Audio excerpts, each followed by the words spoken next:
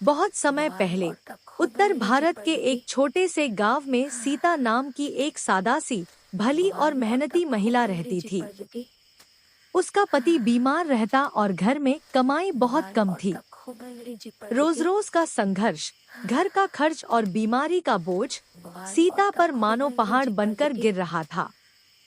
लेकिन एक चीज कभी नहीं टूटी, उसका विश्वास। वह रोज शाम को गांव के बाहर छोटे से मां भगवती के मंदिर में जाया करती थी। लोग कहते, इतनी गरीबी में मंदिर जाने से क्या होगा? सीता मुस्कुराकर कहती, मैं मां से चीजें नहीं मांगती, बस हिम्मत मांगती हूँ। एक दिन घर में खाने तक को कुछ नहीं बचा था।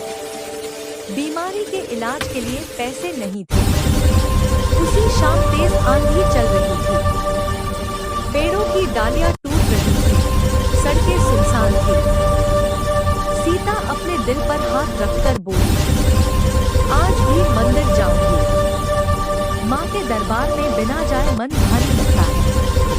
हवा इतनी तेज थी कि कदम टिकाना मुश्किल था।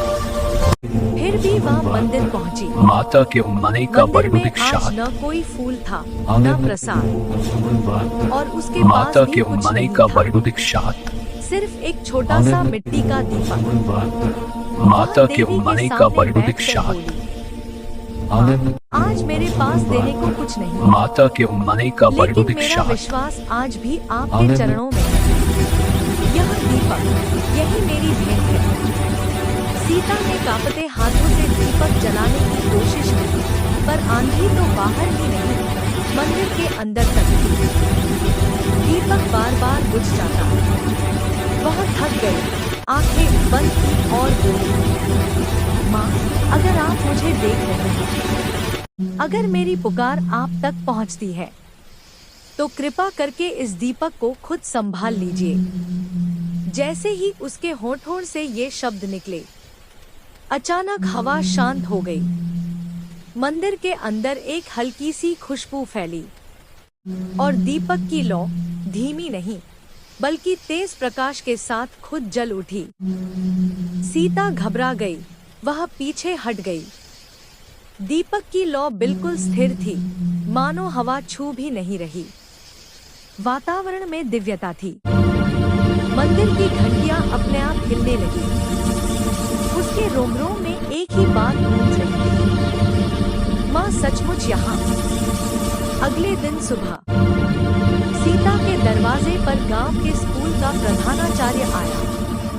वह बोला, सीता, हमें एक भरोसेमंद महिला की जरूरत थी। किसी ने तुम्हारा नाम सुझाया है। क्या तुम स्कूल में रसोई का काम कर लोगी? और सीता की आंखों में आंसू थे। नहीं थी। आज रोजगार का रास्ता खुल गया था। कुछ ही दिनों में उसके पति की बीमारी भी ठीक होने लगी। घर में खुशहाली आने लगी। सीता समझ चुकी थी, चमत्कार दीपक का नहीं था, विश्वास का था।